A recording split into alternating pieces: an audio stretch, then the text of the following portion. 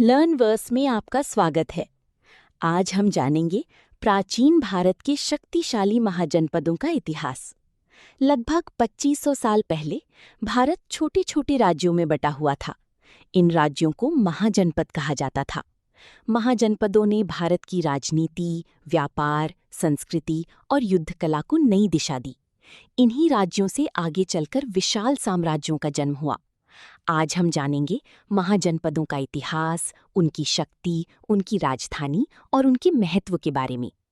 महाजनपद शब्द दो शब्दों से मिलकर बना है, महान और जनपद। जनपद का अर्थ है लोगों द्वारा बसाया गया क्षेत्र। समय के साथ छोटे जनपद शक्तिशाली बन गए और महाजनपद कहलाए। 6ठी शताब्दी ईसा पूर्व में भारत में कुल 16 महाजनपद थे। इनके अपने राजा, सेना, कानून और प्रशासन होते थे। बौद्ध ग्रंथ अंगुत्तर निकाय में 16 महाजनपदों का उल्लेख मिलता है। इनमें मगध, कोसल, वत्स, अवंती, कुरु, पंचाल और गांधार जैसे शक्तिशाली राज्य शामिल थे। हर महाजनपद अपनी शक्ति, व्यापार और सेना के लिए प्रसिद्ध था। इन राज्यों के बीच अक्सर युद्ध और राजनीतिक संघर्ष होते रहते थे। मगध सबसे शक्तिशाली महाजनपद माना जाता था।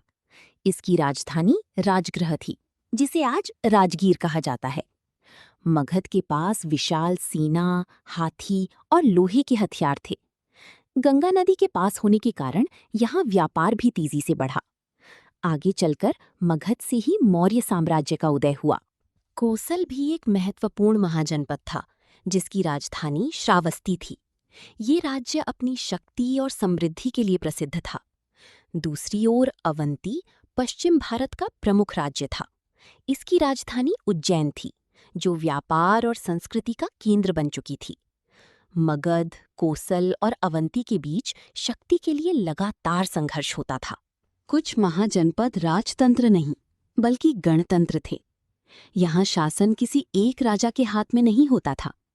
कई नेता मिलकर राज्य के फैसले लेते थे। वज्जी संघ इसका सबसे प्रसिद्ध उदाहरण था। ये प्राचीन भारत में लोकतंत्र की शुरुआती झलक मानी जाती है।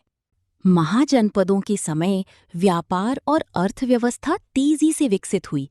सड़कों और नदियों के माध्यम से व्यापार किया जाता था। सोने चांदी के सिक्कों का उपयोग शुरू हो चुका था। बाजारों में कपड़े, मसाले, हथियार और मिट्टी के बर्तन बेचे जाते थे। व्यापार ने राज्यों को और अधिक शक्तिशाली बना दिया। महाजनपद काल में समाज और धर्म में भी बड़े बदलाव आए। इसी समय भगवान बुद्ध और महावीर स्वामी ने अपने उपदेश दिए। लोग नए विचारों और धर्मों की ओर आकर्षित होने लगे। शिक्षा, दर्शन और संस्कृति का तेजी से विकास हुआ।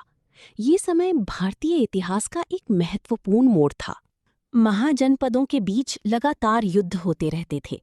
हर राज्य अपने क्षेत्र और शक्ति को बढ़ाना चाहता था। मगध ने धीरे धीरे कई राज्यों को हराकर अपनी शक्ति बढ़ाई। यही संघर्ष आगे चलकर बड़े भारतीय साम्राज्यों की नींव बना। महाजनपद केवल छोटे राज्य नहीं थे, बल्कि उन्होंने भारत के भविष्य को आकार दिया। इन्हीं राज्यों से राजनीति, प्रशासन, व्यापार और साम्राज्यों की शुरुआत हुई। महाजनपदों का इतिहास हमें प्राचीन भारत की शक्ति और सभ्यता को समझने में मदद करता है। धन्यवाद।